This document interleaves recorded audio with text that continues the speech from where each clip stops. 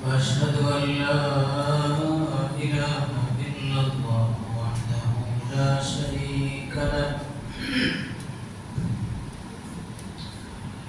وأشهد أن سيدنا ونبينا وحبيبنا ومولانا محمدا عبده ورسوله. أما بعد فأعوذ بالله من الشيطان الرجيم. بسم الله الرحمن الرحيم.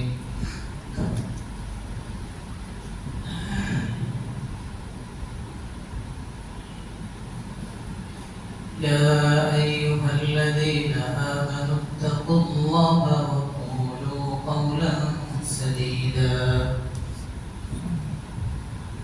يصلح لكم أعمالكم ويغفر لكم ذنوبكم ومن يطع الله ورسوله فقد فاز فوزا عظيما. وقال رسول الله صلى الله عليه وسلم: الصدق شفيعي.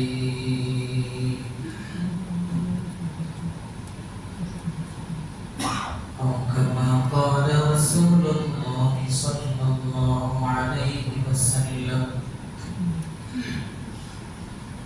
آمنت بالله صدق الله مولانا العظيم وصدق رسوله النبي الأمي الكريم ونحن على ذلك لمن الشاهدين والشاكرين والحمد لله رب العالمين.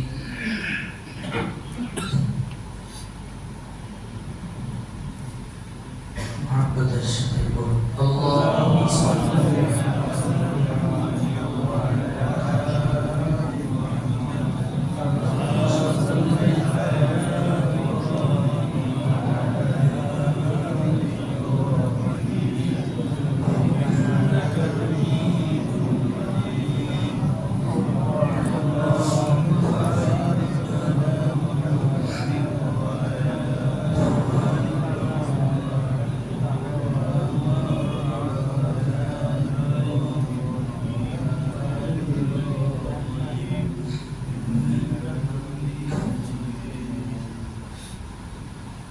الحمد لله.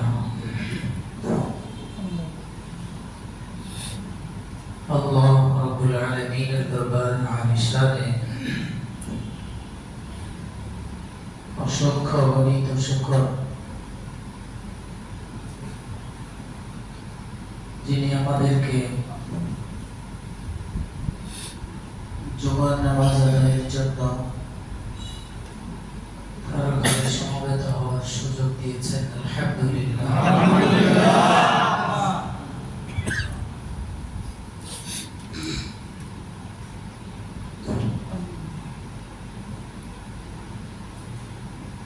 এক হাদিস শরীফের মধ্যে রাসূল পাক সাল্লাল্লাহু আলাইহি ওয়াসাল্লাম ইরশাদ ফরমান: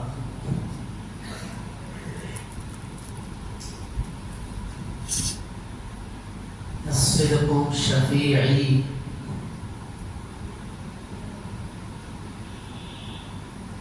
সততা, সত্য, সঠিকতা, সত্য পথে চলা,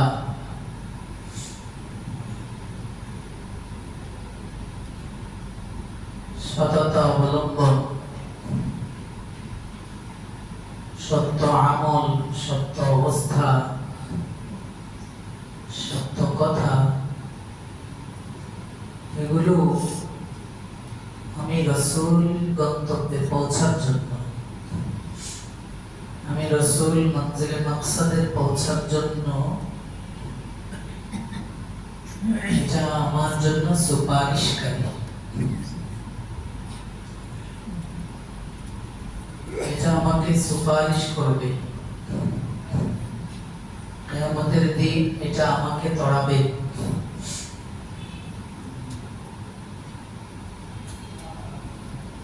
সিরতু শাফিঈ। রাসূল বুঝাইতে চাচ্ছেন আমার চলার পথে, বলার পথে, উঠার পথে সততা, নিষ্ঠা, সত্য অবস্থা, আমার আচার আচরণে সততা, এটা আমার জন্য সুপারিশ করবে গন্তব্যে পৌঁছার জন্য। রাসূল নিজের পাথেয় অবলম্বন মনে করেন সততাকে গন্তব্যে আল্লাহ পর্যন্ত পৌঁছার জন্য।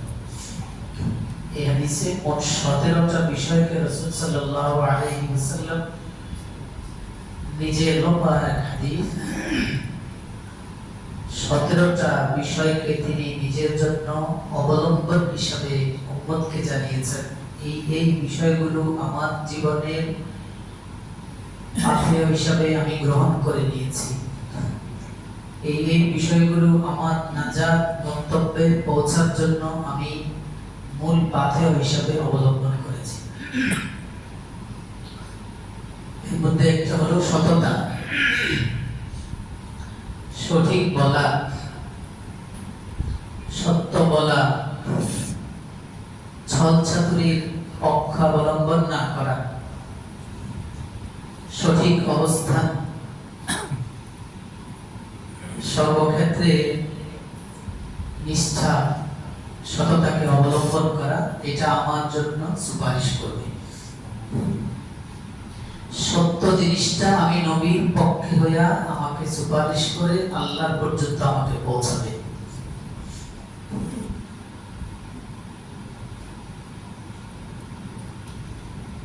একজন মানুষের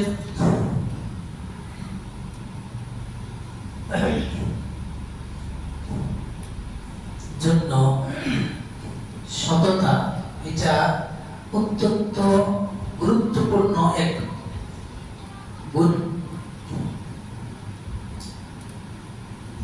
অত্যন্ত অতীব জরুরি এক গুণের নাম হলো সততা। মানুষের সবচেয়ে বড় সুপারিশকারী হবে তার আমল। মানুষের সবচেয়ে বড় সুপারিশকারী হবে তার কি? অর্থাৎ বুঝতে হবে আমল কি। অর্থাৎ মানুষ তার অঙ্গ প্রত্যঙ্গ দ্বারা যে সকল কাজ কর্ম করে, হাত দিয়ে ধরে, পা দিয়ে চলে, মুখ দিয়ে কথা বলে, এই অঙ্গ প্রত্যঙ্গগুলো দ্বারা যে সকল কাজ কামল প্রকাশ পায়, কাল কিয়ামতের ময়দানে তার মুখটাকে বন্ধ করে দিবেন আল্লাহ। নাখতিমু আলা আফওয়াহিহিম বলে ঘোষণা দিয়েছেন কোরআন। তখন তার এই আমলগুলো, তার এই অঙ্গ প্রত্যঙ্গগুলো, যে সকল কাজ সে করেছে দুনিয়ার বুকে, সেগুলো তার পক্ষে বিপক্ষে সুপারিশ হবে। সৎ কাজ করলে, সতের পথে চললে তার পক্ষে সুপারিশ হবে। অন্যায় পথ অবলম্বন করলে, অন্যায়ের পথে চললে, অন্যায় অবস্থান গ্রহণ করলে তার জন্য তার বিপক্ষে সুপারিশকারী হবে। আল্লাহ সামনে দাঁড়িয়ে আমাইয়াশফা শাফাআতান সাইয়্যিয়া।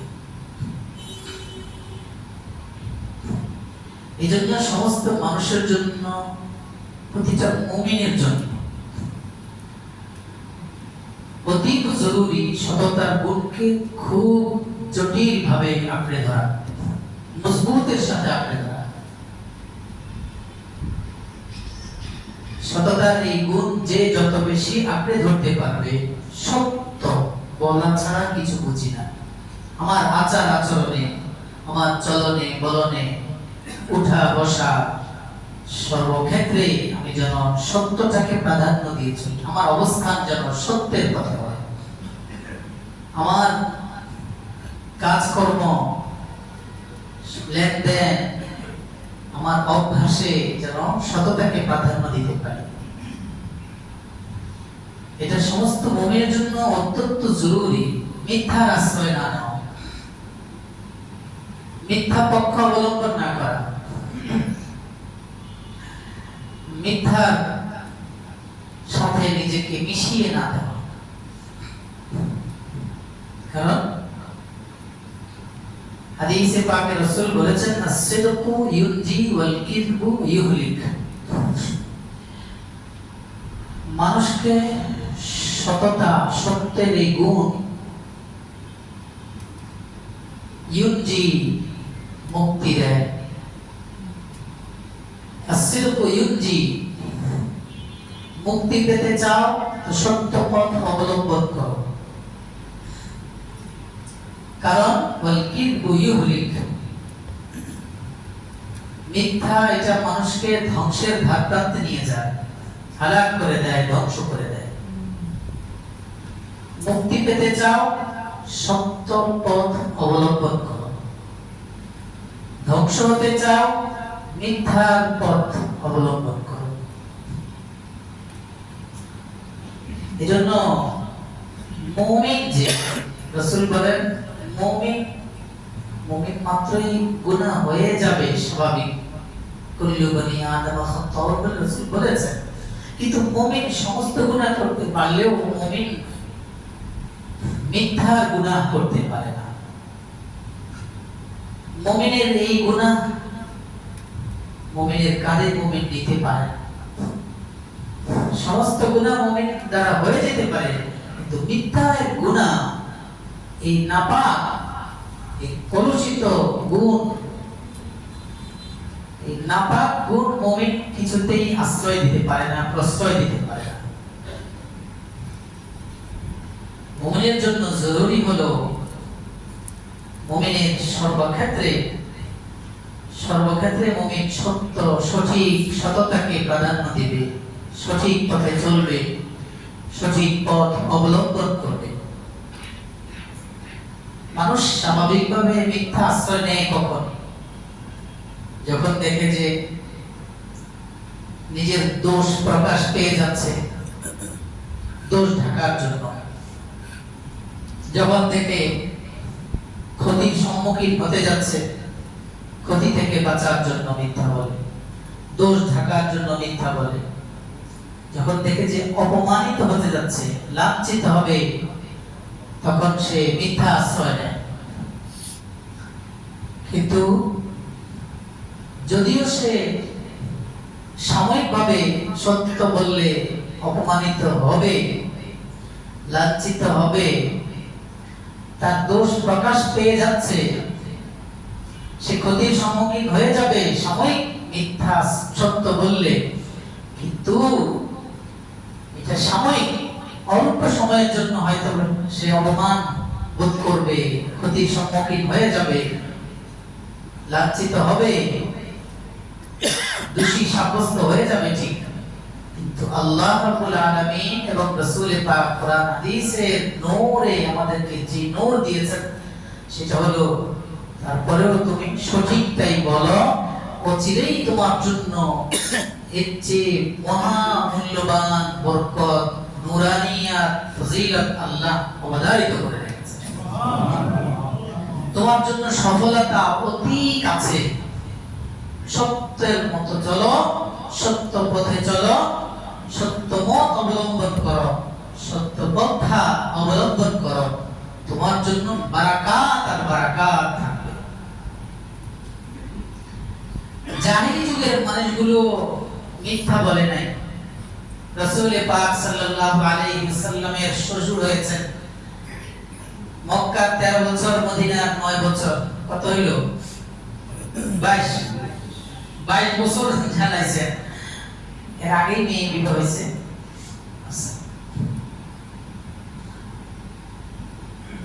আবু সুফিয়ান, এই 22 বছর আবু সুফিয়ান ওর মক্কা বিজয়ের বছর মুসলমান হয়ে গেছে রাদিয়াল্লাহু আনহু। হিরাক্লিয়াস ডাকছিল মুহাম্মদুর রাসূলুল্লাহর বিষয়ে জানার জন্য। ডেকে পাঠানোর পর সে বলে, আমার মন চাইছে বানায়া অনেকগুলো মিথ্যা বলি মুহাম্মাদের ব্যাপারে। অনেক মন চেয়েছে মিথ্যা বলি, কিন্তু আমি মিথ্যা বলতে পারি নাই, কারণ আমার স্বভাব আমাকে দেয় নাই যে মিথ্যা বলি। কারণ আমার মাথায় এসেছে আমি নেতা, যদি মিথ্যা বলি আমার সাথে তো আরো সাঙ্গপাঙ্গ আছে না কর্মীরা, আমার কর্মীরা বলবে হায় হায় আমাদের নেতাজি মিথ্যা বলে। শুধু এই কারণে আমি মুহাম্মদ রাসূলুল্লাহর ব্যাপারে মিথ্যা বলতে পারি না। নাহলে আমার অনেক মন চেয়েছিল। দেখেন না, এই বর্বরতার যুগে তারা রাসূলুল্লাহকে কত উপাধি পর্যন্ত দিয়েছে, নাপাক নাপাক কাহিন বলেছে, সাহের বলেছে, ভূতে ধরেছে, পাগল বলেছে, মাজনুন বলেছে, কত কথা না তারা বলেছে, কিন্তু একটা উদাহরণও নেই যে তারা রাসূলুল্লাহকে কাযযাব বলেছে। কারণ তারা রাসূলকে জীবনের শুরু থেকে, শৈশব থেকে একেবারে নবুয়তের দাবি করার আগ পর্যন্ত নিজেদের মডেল মনে করত সততার ক্ষেত্রে। হাজরে আসওয়াদ রাখার ইতিহাস দেখেন এটাই। রাসূলুল্লাহ সাল্লাল্লাহু আলাইহি ওয়াসাল্লামের জীবনী এটা সত্য দিয়ে মাখা, পুরোটা জীবন সততা আর সত্যের মধ্যে বেষ্টন করা। এজন্য প্রিয় ভাই, রাসূল পাক সাল্লাল্লাহু আলাইহি ওয়াসাল্লাম এজন্যই বলেন আলাইকুম বিসিদক। আমার উম্মত, আমি নবী, সত্যবাদী নবী। তিনি শুধু সত্যবাদী নয়, তিনি সাদিক যেমন মাসদুক তেমন। আমরা তো আমাদেরকে সাদিক বলি নিজেরা, আমি সত্যবাদী। তো কিছু মানুষ আমাদেরকে পিছনে হোক সামনে হোক মিথ্যাবাদী বলে না? কিন্তু আমার নবী এমন, তিনি নিজেও সত্যবাদী, পৃথিবীর সমস্ত মানুষ আল্লাহ পর্যন্ত তাকে সত্যবাদী বলে আখ্যা করেছেন। তিনি সাদিক যেমন, সামনে পিছনে সমস্ত মানুষ তাকে মাসদুক, সাদিকুল মাসদুক বলে উপাধি দিয়েছেন। তিনি বলেন আমি নবী, সত্যবাদী নবী। আমার গুণ সত্য বলা, সত্য পথে চলা, সত্য পন্থা অবলম্বন করা, এটা আমার গুণ। আমি সত্যের বাইরে চলি না, শিখাই না। আমি মরে যাব তো সত্যের উপরে থাকবো। আমার জীবন আমার মরণ সততার সাথে, নিষ্ঠার সাথে। তোমরা যদি আমার উম্মত দাবি করে থাকো, আলাইকুম বিসিদক। প্রত্যেকটা মুমিন আমার উম্মত, প্রত্যেকটা উম্মতকে বলছি নিজেদের জন্য সততার গুণকে আঁকড়ে ধরো, লাজিম করো। জান চলে যায় তারপরেও মিথ্যার আশ্রয় নিবা না, মিথ্যা বলবা না, মিথ্যা কথা বলবা না। ব্যবসা বাণিজ্যে, কথাবার্তায়, আচার আচরণে কোনোভাবে মিথ্যার আশ্রয় নিবা না। বাচ্চাদের সামনেও, বাচ্চাদের সাথেও মিথ্যা ধোঁকা, মিথ্যা প্রতারণা তাদের সাথে করবা না। আচ্ছা তোমার জন্য আসতে চকলেট নিয়ে আসবো, লজেন্স নিয়ে আসবো, কি আপনি মিথ্যা বললেন? না, মিথ্যা বললেন তো ছোট মানুষ বুঝাবার জন্য। আপনি বুঝাবার জন্য মিথ্যার আশ্রয় নিবেন কেন? কত কত ছোট কচি মন, তারা এই কচি মনে যখন আসার পরে দেখবে যে আপনি লজেন্স নিয়ে আসেন না, চিপস নিয়ে আসেন না, বলবে যে এই লোকটা মিথ্যা বলে, তার ভিতরে একটা কাজ করবে, বলে যায় প্রতিবাদে, মুখে না বললেও তখন দেখবে আপনি আনেন না, বলবে যে মিথ্যা মিথ্যা। তোমার খেলনা নিয়ে আসবো। ছোট ছোট ছোট ছোট মিথ্যাগুলো পরিহার করুন। ছোট থেকে পরিহার করতে করতে আপনি ইনশাআল্লাহ সত্যবাদী হিসেবে গুণান্বিত হবেন। একদিন আপনার জন্য সমস্ত মিথ্যা ছাড়া সহজ হবে। ম্যানেজার সাহেব দায়িত্ব পাইছে এখন কাজের, বিল্ডিং এর এই কাজটা করে দিবে, বা সিমেন্ট আনার জন্য দায়িত্ব দিয়েছে মনে করেন, তো উনি ডিল করছে, বা কেমিক্যালের ব্যবসায়ী মনে করেন, বিভিন্ন কোম্পানিতে সে চাকরি করে, কথার কথা ব্যবসা করে। এই জাতীয় ভুরি ভুরি উদাহরণ। তো কিনছে হলো 10 ব্যাগ সিমেন্ট। এখন তারা বলে যে পেনটা দেন, খাতাটা, অথবা তাকে বলে আরে এইটার সম্মুখীন আমি হয়েছি, এখান থেকে মাহফিলের পোস্টার করার জন্য এক জায়গায় গেছি, তো তো ওনাকে আমি সব কিছু দিলাম।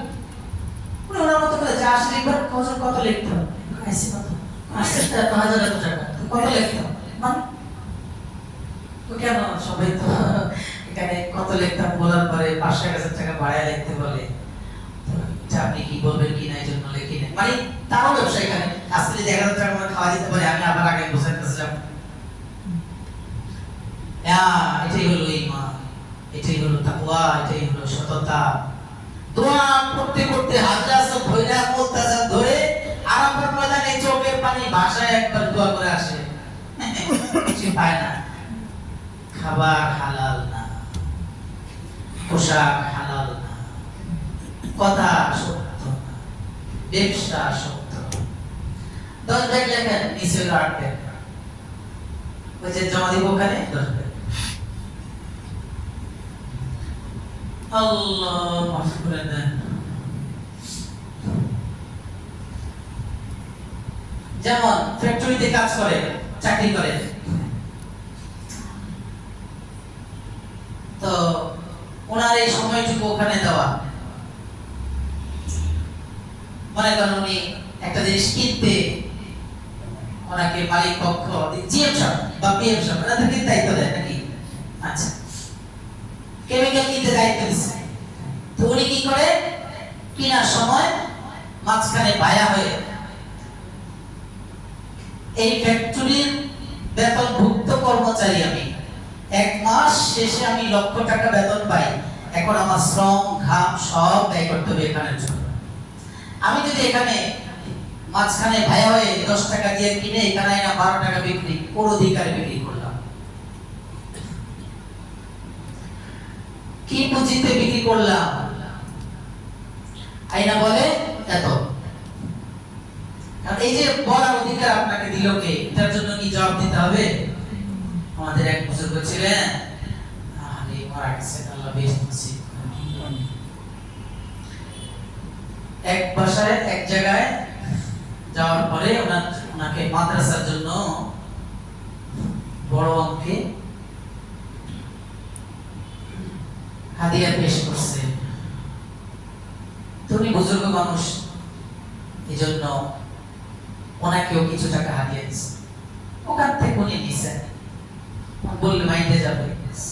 এবার উনি আসার পরে যেটা মাদ্রাসার জন্য দিচ্ছে সেটা এবং ওনাকে যেটা হাদিয়া দিচ্ছে একটু বড়, দুটোটাকে একসাথে ভাউচার করে জমা দিয়ে দিচ্ছে, ওটা উল্লেখ করছে। এটা উনি কারণ জিজ্ঞেস করার পরে বললেন, আমি তো এখন এই মাদ্রাসার টাকা দিয়ে ওখানে গেলাম আসলাম, মাদ্রাসার যাবতীয় কিছু আমি বহন করলাম, আমাকে ব্যক্তি হিসাবে কি সে দাওয়াত দিয়ে নিয়ে আমাকে হাদিয়া দিয়েছে না, তাহলে আমি কি হিসাবে এটা খাবো? এটা তো আমার তাকওয়া হাউনা। এই জন্য রাসূল এখানে এভাবে আঙ্গুল দিয়ে দেখাইছেন, তাকওয়া হাউনা।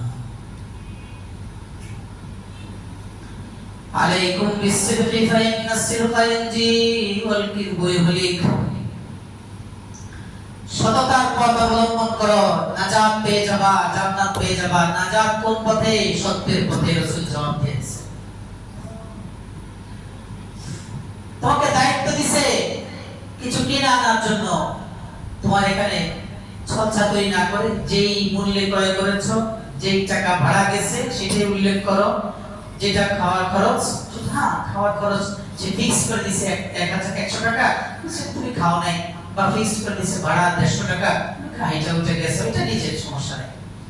হাইটা গেছে যেটা ভাড়া 150 টাকা লাগবে, খরচ করো নাই, গরিব মানুষ কম কষ্ট করে বা কম ভাড়া দিই, ভাড়া লাগবে 20 টাকা, তোমার দিছে 30 টাকা, সেটা বলছি এটা তোমার ন্যায্য অধিকার দিয়ে দেবে, তুমি খাও যা করো করো, সমস্যা আলাদা বিষয়। কিন্তু কেনার জন্য পাঠাইলো, আনলেন, যাওয়া আসার পথ খরচ দেখাইলেন বেশি, কেনার খরচ দেখাইলেন বেশি, খোদার কসম এর জন্য আসরের ময়দানে জবাব দেওয়া ছাড়া এক চুলো অগ্রসর হতে পারবেন না। সততা নাই সমাজে, মিথ্যা মিথ্যা মিথ্যা, প্রচলিত মিথ্যার ভুরি ভুরি উদাহরণ। মিথ্যা বলবো না ইনশাআল্লাহ, আল্লাহ তৌফিক দান। আমিন। আলাইকুম বিসসিদক। উম্মত যদি হও, একবার উঁচু জায়গাতে বসে রাসূলুল্লাহ সাল্লাল্লাহু আলাইহি ওয়াসাল্লাম ওযু করতেছে, বসে পানিগুলো ঢালো দিকে নেমে যায়। তো সাহাবায়ে কয়েকজন এসে কি সাহাবী পানিগুলো নিয়ে গা মাখে শরীরে মাখতেছে। রাসূল বলেন এমন কেন করতেছেন? আপনার প্রতি আমাদের ভালোবাসা, আসক্তি, মহব্বত, প্রেমে এটা বহিঃপ্রকাশ ঘটাচ্ছি। রাসূল বলেন মুখে মুখে ভালোবাসা দেখাইলে হবে না। যদি সত্যি আমাকে ভালোবেসে থাকো, আমার ভালোবাসা, আমার পানি, আমার উজুর পানি তুমি তোমার শরীরে মেখে থাকো, তাহলে তোমাকে তিনটা জিনিস দেখতে হবে আছে কিনা তোমার মধ্যে। এক নম্বর হলো দেখো তোমার কথা, কাজ, চলা বলা সবকিছুর মধ্যে সততা আছে কিনা। যদি সত্যি আমার ভালোবাসা হয়ে থাকে, আমার ভালোবাসার বহিঃপ্রকাশ হলো আমি সত্যবাদী নবী, আমার বহিঃপ্রকাশ ঘটাইতে হবে সততা দিয়ে। আল্লাহ তৌফিক দান করেন। আমিন। সত্য যা মহামূল্যবান গুণ, মহান গুণ। আলাইকুম বিসসিদক। আলাইকুম আই ওয়াজিবুন। আলাইকুম এর তরজমা ওয়াজিবুন আলাইকুম, লাযিমুন আলাইকুম আই ফুরিদা আলাইকুম। আবশ্যক তোমাদের জন্য ফরজ দায়িত্ব, অতীব জরুরি এই গুণ অর্জন করা। কি গুণ? সততা, সত্য। মরে যাও তারপর সত্যকে ছাড়ো না, সত্যকে নিষ্ঠাকে আঁকড়ে ধরো। ইনশাআল্লাহ বিজয় আসবে, সফলতা আসবে, বরকত হবে, কল্যাণ তোমার কাছে, তোমার পদচুম্বন করবে। সত্য বললে লাভ কি সেটাও বলেছেন। আলাইকুম বিসসিদকি ফাইন্না সিদকা ইয়াহদি ইলাল বিররি। সত্য বললে লাভ হলো, রাসূল বলে সত্যটা তোমাকে ধীরে ধীরে ধীরে ধীরে নেকির পথে পরিচালিত করবে, নেকের পথে নিয়ে যাবে, নেকের পথে ঢাইরা নিবে, নেক কাজ করাবে তোমার দ্বারা। ফাইন্না সিদকা ইয়াহদি ইলাল বিরর। আর নেক ইন্নাল বিররা ইয়াহদি ইলাল জান্নাহ। নেক এটা তোমাকে জান্নাতের পথে উঠায়া দিবে। নেক কাজের স্বভাব হলো নেক কাজ মানুষকে জান্নাতে পৌঁছায়া দেয়। তুমি সত্য বলতে থাকো, এই সত্যটা তোমাকে নেক কাজ করাবে, তোমার দ্বারা নেক কাজ হবে। আর নেক কাজ তোমাকে সোজা নিয়ে জান্নাত পর্যন্ত পৌঁছায় দেবে। দ্বিতীয় লাভ, মা ইয়াজালুর রাজুলু ইয়াতাসাদ্দাকু ওয়া ইয়াতাহাররা সিদকা হাত্তা ইউকতাবা ইনদাল্লাহি সিদ্দীকা। আল্লাহ কোন বান্দা যখন সত্য বলতে থাকে মা ইয়াজাল, মিথ্যা বলে না, বলতে থাকে, সত্য বললেই সত্য বলে। এবং ইয়াতাহাররা সিদক, কথা বলতে ভেবে চিন্তে সত্য পথ অবলম্বন করার ক্ষেত্রে খুব ভেবে চিন্তে সত্য পথ অবলম্বন করে, সত্যটাকে গ্রহণ করার চেষ্টা করে, সত্য তালাশ করে। ইয়াতাহাররা as-sidq, সত্যটাকে অবলম্বন করার জন্য ফিকির রাখে, চেষ্টা করে। রাসূল বলেন এমন করতে করতে একটা দিন আসবে আল্লাহর এই বান্দা আল্লাহর কাছে এত বড়, এত দামি হয়ে যায়, আল্লাহর মহা দরবারে, মহা দফতরে আল্লাহ পাক তাকে মহা সত্যবাদী হিসেবে লিখা দেন। সুবহানাল্লাহ। এজন্য এই মিথ্যা ছাড়বো ইনশাআল্লাহ। ইনশাআল্লাহ। রাসূল বলেছেন ইয়াকুম ওয়াল হিদ। তোমাদের জন্য আরেকটা জরুরি, অতীব আবশ্যকীয় আমল হলো কথায়, বলায়, চলায়, উঠায়, বসায়, আচরণে, অবস্থানে সর্বহালতে মিথ্যা পরিহার করা ফরজ দায়িত্ব। এই গুণ অবলম্বন করে ফরজ আরেকটা। মিথ্যা গুণ থেকে নিজেকে দূরে রাখা, বাঁচাও ঠিক জরুরি। আলাইকুম ইয়াকুম।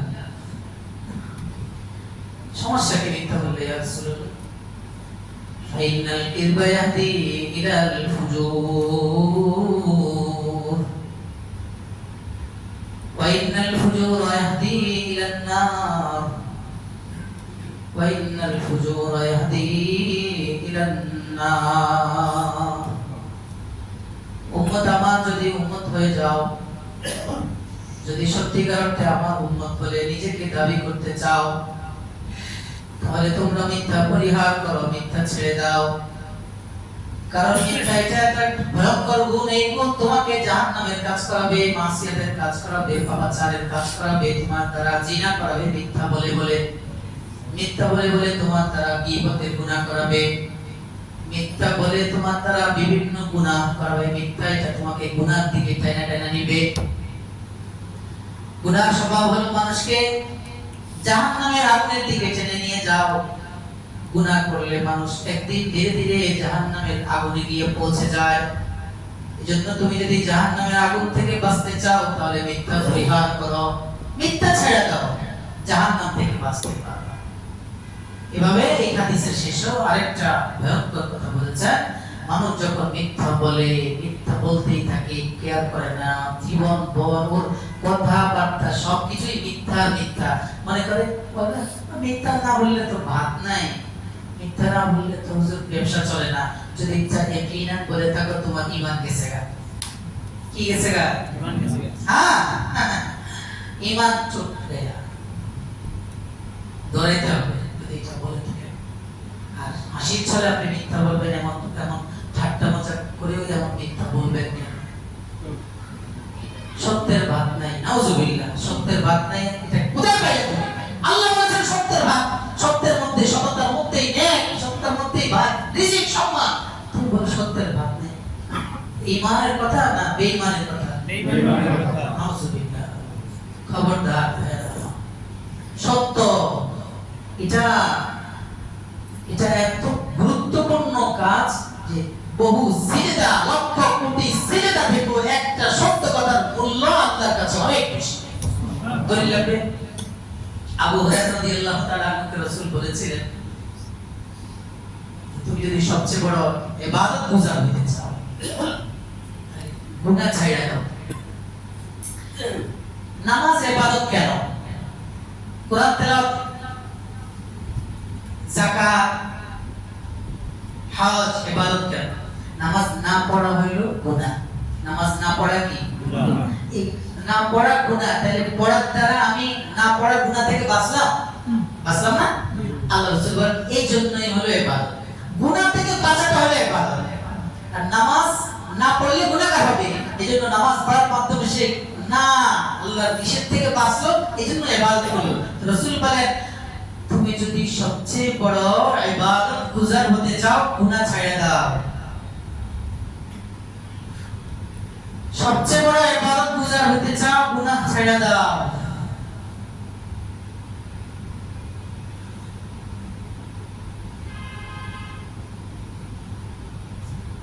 আল্লাহ আল্লাহ।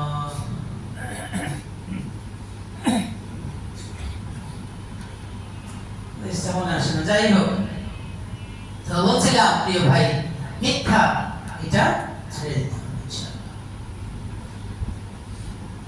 ভারতবর্ষে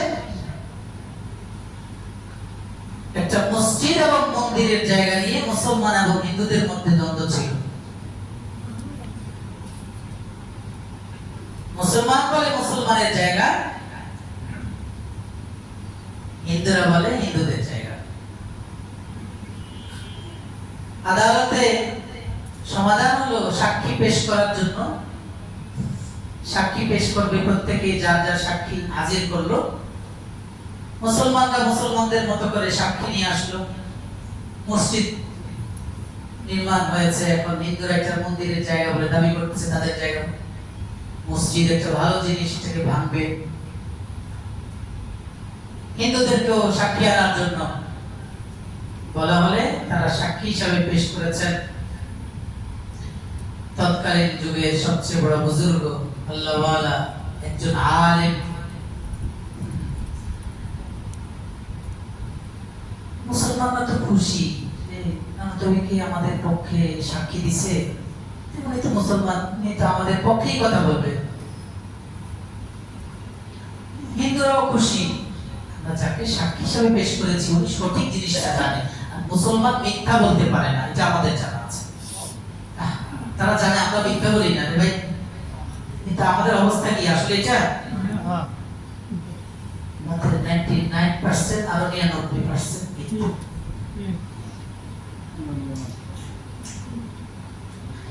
একটা মিথ্যা বললেন আর কোটি নেক আমল করলেন, একটা মিথ্যার কারণে এই সব নূর থেকে আপনি বের হয়ে যাবেন। এই জন্য এই রব্বিল ফির ওয়ারহামের ব্যাখ্যায় আল্লাহ ওয়ারহাম দিয়া রাসূলের তওবা শিখিয়েছেন, এই জন্য উম্মতকে শিখাবার জন্য। নেক আমল করতে করতে করতে করতে আসমান পর্যন্ত হঠাৎ করে একটা চোখের গুনাহ হয়ে গেল, মুহূর্তের মধ্যে আল্লাহ পাকের রহমত থেকে আল্লাহ পাক ফেলে দিবেন জমিনে।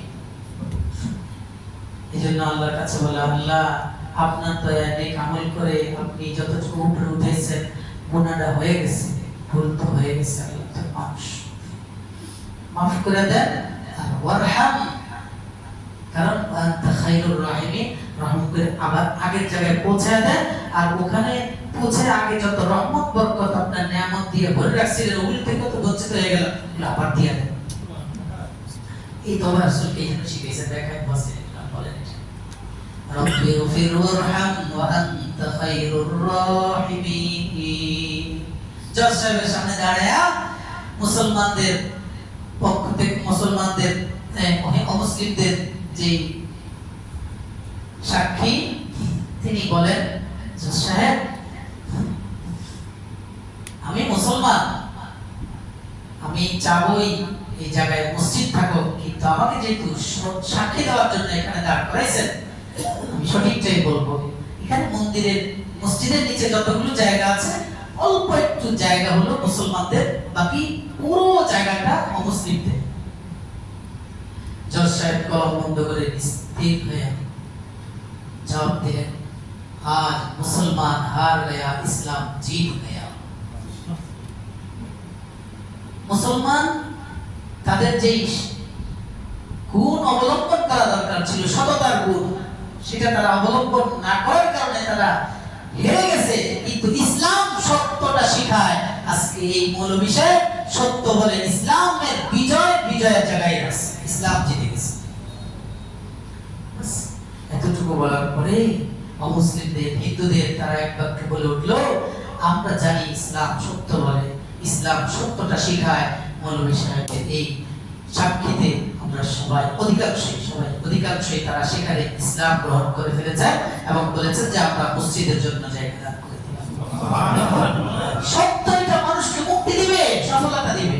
আপনি শুরু করে দেন, চেষ্টা করেন।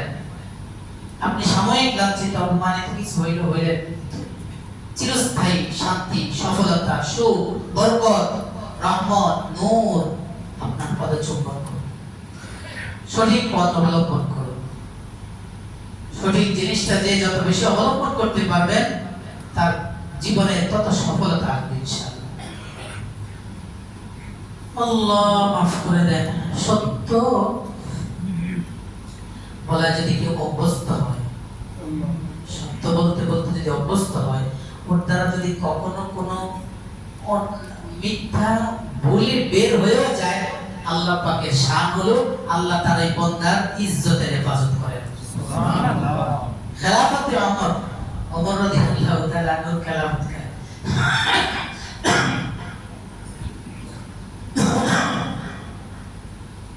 মসজিদে নববীর পাশে জান্নাতুল বাকি বরকতের পাশ দিয়া গলি দিয়ে আসতেছে এক সাহাবী, হাতে মদের বোতল।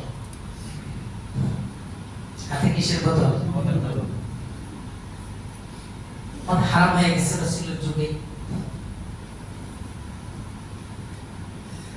ওমর রাদিয়াল্লাহু তাআলা দেখতেছেন একটা লোক ওমরকে দেখা চাদরের নিচে কি জানি ঢেকে ফেলছে। ওমর তো শয়তানও যারে ভয় পায়।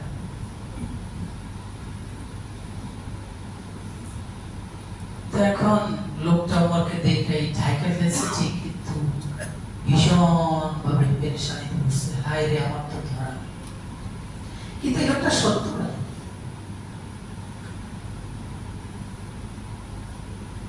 তো সামনে আসতে যখন গলি চেঞ্জ করে বিনোদিকে মোড় দিল, মোড় ডাকলেন, আসো এদিকে আসো। কি ডাকলেন? চাদরের নিচে কি লুকাইলা? তিনি যখন দেখছে ওমর আমাকে ধরে ফেলবেন, এবার মনে মনে দিল ও জান থেকে আল্লাহর কাছে তওবা করলেন, আল্লাহ আমি যা করেছি তো করেছি, এই মুহূর্তে আসমানের নিচে জমিনের নিচে আমি দাঁড়িয়ে খালি ময়দানে তোমার সাথে ওয়াদাবদ্ধ হচ্ছি, এই মুহূর্তে মদ পরিহার করলাম, যা করেছি লজ্জিত ছেড়ে দিলাম, ওয়াদা দিচ্ছি ভবিষ্যতে আর কোনোদিন অন্যায় করবো না, মদের বোতল মদ খাবো না, আল্লাহ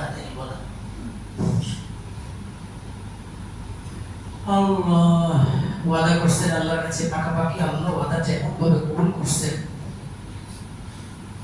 ওমর রাদিয়াল্লাহু তাআলা যখন ঠিক আছে কি মিথ্যা বলতে চান নাই, কিন্তু মুখ দিয়ে আল্লাহ বের করে দিয়েছেন, বলো এটা মধু। উনি বললেন খলিফাতুল মুসলিমিন এটা মধুর বোতল, ঠিক আছে দেখো, দিয়ে ভাঙলেন, দেখেন সত্যি এটা পুরোটা খাঁটি মধুতে রূপান্তরিত হয়ে গেছে। কেন? এই লোকের দিলে সততা চলে আসছে, আল্লাহর সাথে তার কেমন ওয়াদা ছিল, আল্লাহ সত্য সত্য ওয়াদা দিচ্ছে, কিন্তু আমরা ওয়াদাটা এগুলো মুনাফিক মার্কা ওয়াদা। মুমিনের ওয়াদা মুনাফিক মার্কা হবে, এটা রাসূল আমাদের ওয়াদা নিফাকাতের ওয়াদা। রাসূল বলেছেন মুনাফিকের, এক হাদিসে 3টা বলেছেন আর এক হাদিসে 4টা বলে শেষ করেছেন, কারণ মুনাফিকুন খালিসান, ওটা খাঁটি মুনাফিক।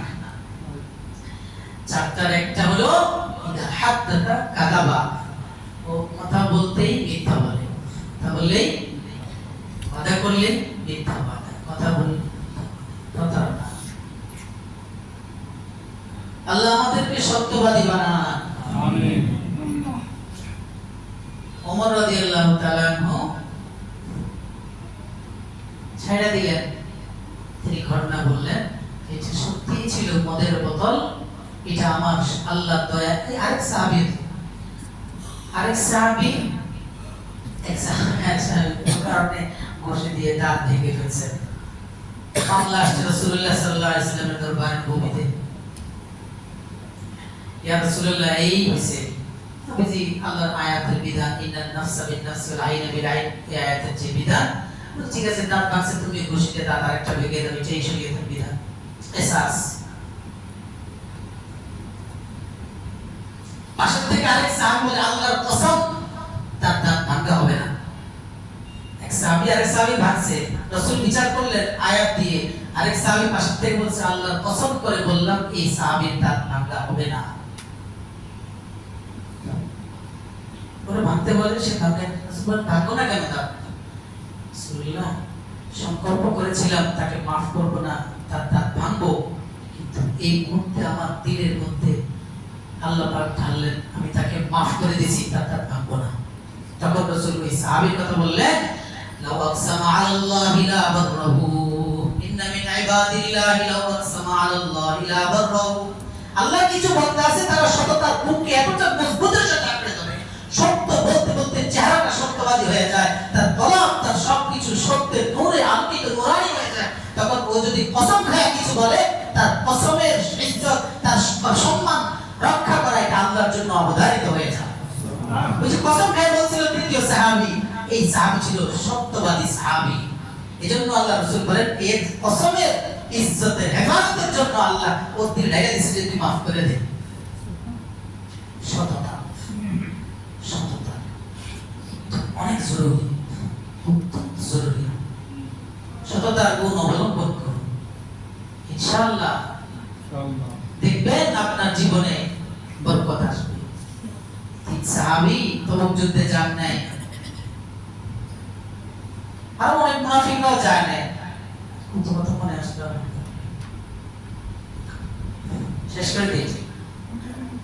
সাহাবীরা তিনজন যান নাই, হেলাল, কাব ইবনে মালিক, মুরারা, আর অনেকগুলো যায় না, মুনাফিক মক্কা যেগুলো মুনাফিকরা ছিল।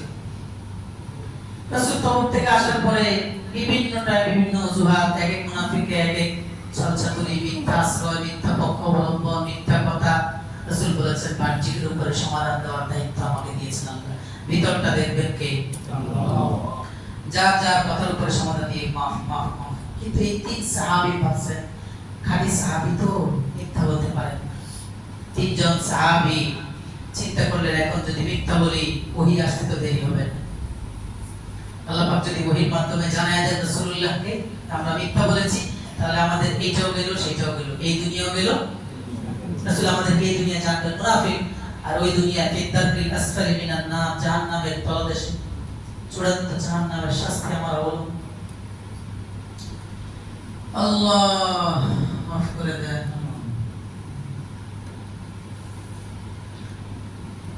পঞ্চাশ দিন পর্যন্ত বয়কট চলছিল, লম্বা ঘটনা, কি যে কষ্ট জীবন তাদের ছিল, ইতিহাসের পাতা পড়লে চোখের পানি রাখা যায় না। বয়কট করতে করতে স্ত্রী সন্তানদেরকে পর্যন্ত রাসূল আলাদা করেছেন। সালাম মুসাফা বন্ধ, কথাবার্তা বন্ধ, রাসূলের সাথে কথা বলে না, তাকায় আরেক দিকে, রাসূলের দিকে তাকায়, রাসূল আরেক দিকে চেহারা ফিরিয়ে ফেলেন, সালাম দেয়, সালাম দিলে চেহারা ফিরিয়ে ফেলেন, সামনাসামনি দিকে সালাম দিলে রাসূল নামাজের সময় সালাম ওখানে যায় বসে যান, একটু চোখ পড়ে, সেটাও রাসূল করেন না। কত কষ্ট আপনজন, রাসূলের চেয়ে বড় প্রিয় সাহাবাদের কাছে আর কেউ ছিল নাকি? না, তাদের জন্য কত কষ্ট। এই ঘটনা বিশাল ঘটনা, এক জুমার ঘটনা।